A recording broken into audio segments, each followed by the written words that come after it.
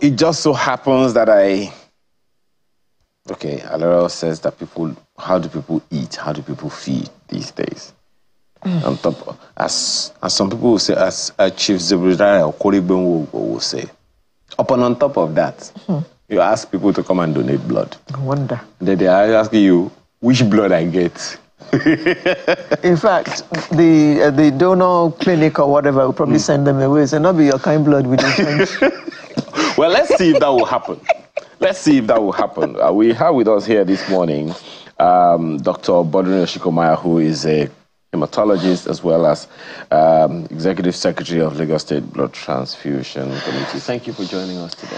Thank you very, very much. Okay, answer her question. Really, it's true. It's true, right? Yes. See? People are not coming out to donate blood as much as before because they just assume that because things are not so good, I'm not eating as well as before, it's probable that I don't have enough blood. But that's not true. We still have to check. So there is a blood meter in my body that will No. We have the blood meter. Called him a blood meter. So we just take a drop, check if it's enough. If it's not enough, if it's a drop, that's fine then. So we just take just a pinprick will drop. A drop. Though some people, just to check, yes. Some people will still take about 0.5 ml. That's like something very tiny. But most of the time, when you come to the voluntary donation centers, all we need is a drop. Okay.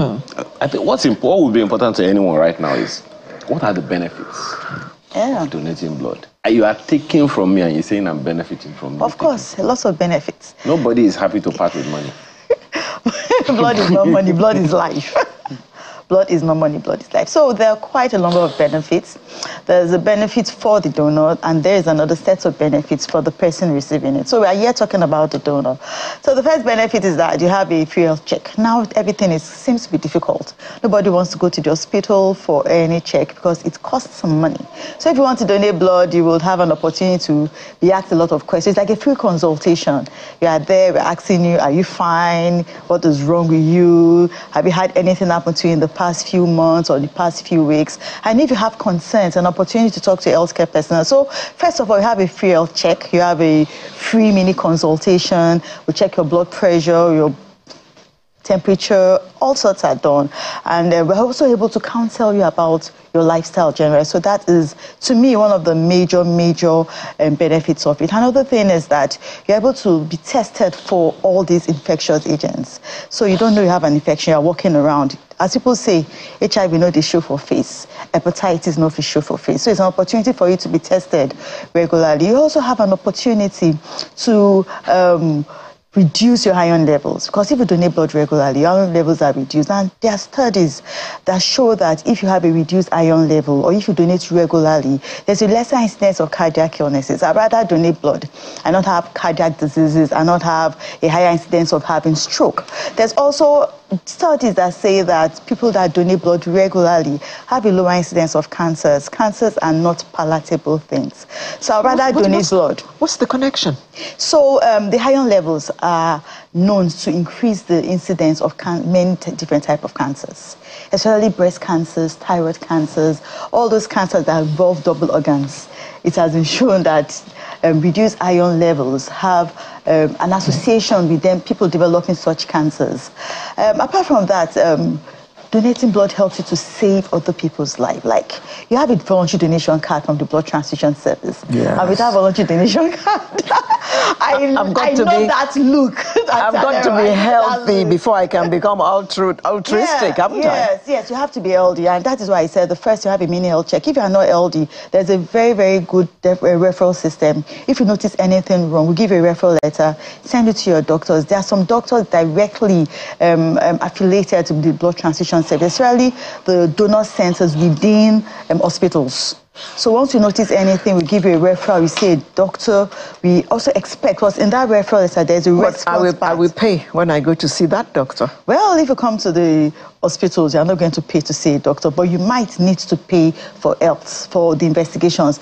And talking about that, that is where health insurance has come in. We are here telling everybody, register into the Ilera Eco, register into Lashma. I don't talk about it, yes. So I'm not going to go there again. I'm going to talk there. But really, right now, everywhere in the world, the best way to access health is having a health insurance.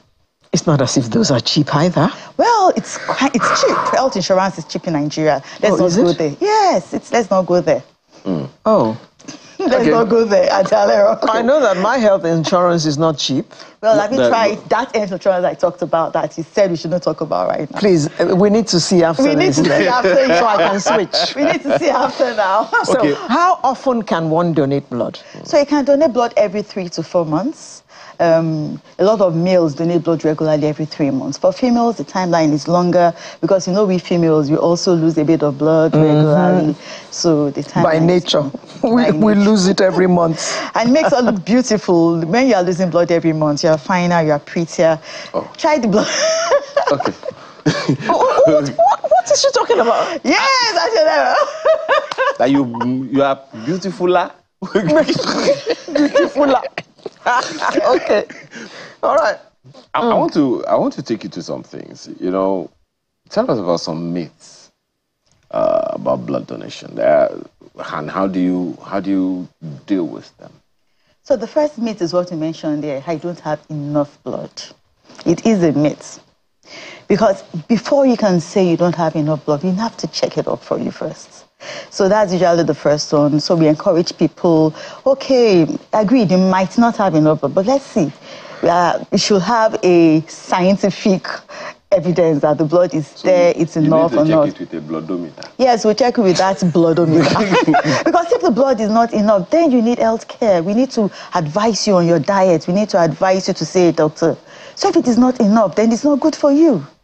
Okay, how about those who believe that they're... Okay, well, we want to mention other myths first. They are quite odd, okay. Let me take you through some of them. Yeah. There are those who believe that if you have certain medical conditions, you can donate blood. Yes, it is true. There are certain medical conditions that you can't donate blood. For example, if somebody has a very bad cardiac condition, maybe you've had a past stroke, or if you have all those infections like hepatitis, HIV, or leukemias, those cancers, you cannot donate blood. But there are also some medical conditions that does not stop you from donating blood. Things like hypertension, if it is well controlled and you're on your drugs and your doctors have given you a clean bill of health, then you can donate blood. Diabetic mellitus, we have people that are diabetic and they are having adequate control of their blood sugar, they can donate blood. So it's not all conditions. So for example, that is partially a myth and a fact. So it depends on the type of health condition we're talking about. How about those who feel that, if I go and donate blood now, sorry, I'm using Nigerian balance. Once I donate blood, I'll be too tired. I won't be able to walk for like 24 hours. I'll be too tired. That is a big myth. Once you donate blood, you just have to rest for about 10 minutes, there and then, and you're fine to go. But we tell donors not to do any strenuous activities. So if you are working with very heavy equipment, like people that cut trees, or you're working in a factory that you have to work with large equipment, to tell you, well, why don't you wait until you are not going back to work to donate that? But really, you donate blood because it's the excess we are collecting. We're not taking so much. We are collecting the excess from you. So you have enough to do anything. So within 10 minutes after donation. I don't understand what you mean by excess. You all have told us that a human being has X number of pints of blood in their body. So where is the excess stored? Under my toes? Also in your body. So every human being has about 5 to 6 liters of blood there. But if it is more than that, has about 5 to 6 liters of blood. Liters? Yes, please. Okay. So when it is more than that, that is what we take. So if it's more than that, why is it more than that? Your body produces it. Okay, you tell us, there is something that I've heard about. It is not harmful to my body? It is not harmful, but when it is too much, that is what, we have a condition called polycythemia, when it is too much. When we are talking about levels above 50%, 60%, and that is why you need to come to check all the time. At that time, then you need to see a doctor. Okay, I'm still on the myths. Yeah. There are those who also believe that people like Alero are too old to donate blood. Auntie Alero, she looks like a 50-year-old person to me. Auntie Alero, are you older than that? She's not too old to donate blood. The matter of my age is not for national television. Thank you very much. Well, I know we celebrated her 20th birthday just a few days ago. So, yes, that's also true. That Yeah, older there's a people age cannot... limit to donate blood. So if you are donating red cells or whole blood donations, you can't donate blood after the age of 65 years old. Okay, now, I don't get this. Wait a minute. You're beautiful, Auntie Alero. Whole blood cell, I don't understand. It's blood. Okay, blood is blood, yes. So we have different type of blood donations. Blood donations can be classified based on the act itself or based on what you're collecting from that person. So based on what we are collecting, the usual blood donation that a whole blood, the full blood is collected, is called whole blood, everything together. So when you go to any of the blood donation clinics and we bring out that special bag that has a bit of fluid in it, what we collect is whole blood. Okay. But now that there's a lot of technology in place in collecting of blood, we have machines called the apheresis system that can collect the exact type of blood you need. We want. So you can collect just part of the blood. Yes, the exact one that you need. So you can just collect something called platelets, just platelets alone. And we have a lot of people using apheresis platelets. So you can collect just plasma. For example, during the COVID-19 period, we're collecting plasma from recovered people to help to treat other people. Or you can collect just the red cells and return the other parts into you. So that is based on blood donation on the type or the part of the blood that is needed. So now you know. Wahala yazo. So your blood has different parts. You're still going to ensure that people donate blood. You're always scared of. Every time I come here, when it comes to blood, your mind I used to donate blood. Yes, you always say so. I used to donate blood. And then? And then I got over the hill and I couldn't donate anymore. Okay, beautiful. Yeah, we'll come to that one. Yeah. What does what I eat have to do with donating blood? There are those who think if you're a vegetarian or you're a vegan, you can't donate blood. That's not true. That's a big myth. We have vegans outside the country that donate blood. Okay. We don't have a lot of vegetarians in Nigeria. I've only seen one vegetarian in Nigeria, and I'm like, how do you do it? Just one vegetarian in Nigeria. So it doesn't matter. They will come for you because I'm sure they have an association. They should come for me. I want to eat them. Really, they might probably make me become a vegetarian. It's a beautiful thing. When you take, yes, it's beautiful. They are usually very healthy sets of people. So it doesn't matter what type of diet you eat. Most important thing is that you eat right. You eat a balanced diet that has a lot of iron because you need iron for your blood cells to develop well. So iron is a major part of that red thing called hemoglobin. That red part called heme.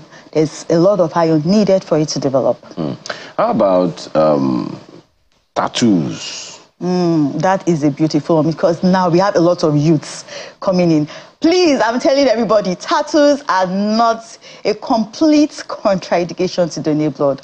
But we wait for 1 year after the tattoo before we collect it. So there's a timeline following tattoos, not just tattoos, piercings, scarification marks, anything that involves the use of sharp objects. We usually wait until a year after that procedure has been done before we collect that blood. So what are they? Okay.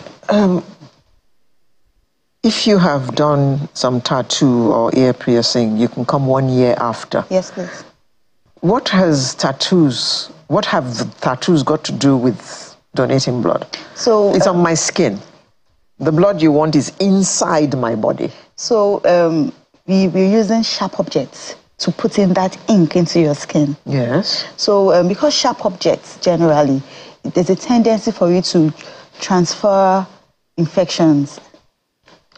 But you will check the blood before you take it. No, all the same. There's also something called a window period. So depending on the method you are using to check for infectious diseases, there's a period called the window period that we might not be able to discover. So based on that, we rather wait. We don't want any mistaken blood given into anybody. So we have to wait for a while to be sure that there is no infectious agent in that person, even though we check. So 1 year after, that is our policy in Lagos State. In other countries, they have reduced it to 6 months after. And even in some very well-developed countries, they'll tell you because we do very, very technical and molecular testing before we transfuse blood. It doesn't matter. You don't need to wait. Immediately you do your tattoo, we will check and collect the blood. So it depends on the type of equipment you have to check the blood for infectious agent. But because of us in Nigeria, we wait for 1 year before we collect that blood. Okay, let me ask this one. There are so many questions to ask you on this particular thing. For instance, and if you can do this in about 45 seconds, what do I do before I come donate blood? How long does it take, and what do I do after? Present, past, future. What do I do before I collect? Yes. Rest well, eat a healthy diet, and take a lot of fluids. So you know you're going to donate blood tomorrow, just take enough fluids, because the more the fluids, it's easier. It makes the blood less viscous. It helps your vessels become more prominent too. And when you rest, you are more relaxed to collect blood. At the time you want to donate blood, you would have filled those questions. We have to check you first. We will definitely check you up. Just feel relaxed, lie down, put your mind at rest. You collect the blood. After collecting the blood, we encourage you to take a lot of fluid. Some people like to take water while donating blood. I encourage it because it also helps you to be relaxed. It also helps you to communicate with people while you are taking the water. We don't want you to donate blood and you're off. Anything could have happened. So we encourage you to take fluid even while or after. Immediately the donation is done, we will keep you at the blood donation center for about 10 to 15 minutes. First of all, to rest. Number 2, to monitor you. There's something called a vasovagal reaction, especially for first-time donors. That means you've donated blood, you're fine. All of a sudden, you might feel dizzy. It's just a reaction because you are doing something you've not done before. So we monitor you, watch you, and thereafter you can go. When you go, please, no strenuous activities. Just relax, do your normal activities. If you work in the office, beautiful, it doesn't stop you from donating blood. And how long does all of that take? To donate blood? Yes. The act of donating blood, from the time the needle gets into the skin to when the blood bag is filled, about 3 to 5 minutes. So in all, I have to spend how many minutes with you? Well, in all, we want to see your face. If you are coming, we'll spend like 1 whole day. 15, 20 minutes? Yes, about 30 minutes. From the time, because you have to fill the form. Now that we are beginning to have electronic documentation, if you fill the form before coming in, or if you've come to your facility to drop those forms before coming in, it shortens it to about 15 minutes. Okay. Has there been any occasion where, someone donates blood and then there's a complication afterwards? Yes, there are. So there are some post-donation reactions, which is really common in first-time donors or in females, especially first-time female donors. So females have a smaller body volume. So if they are not well monitored, it's possible that they feel dizzy. What I call the vasovagal reaction. And then for first-time donors too, then people they have a lot of anxiety. So once you notice that there's a bit of anxiety, we just tell you to calm down because there's a higher incidence of that vasovagal reaction following anxiety. So usually that's the commonest type of reactions. Well, we have just about 60 seconds, but let me just ask you this. For those, particularly in Nigeria, who want to, I know that your own blood transfusion, whatever, in Lagos is about 20 years old now. Yes, but we are 20 years today. Happy birthday to us.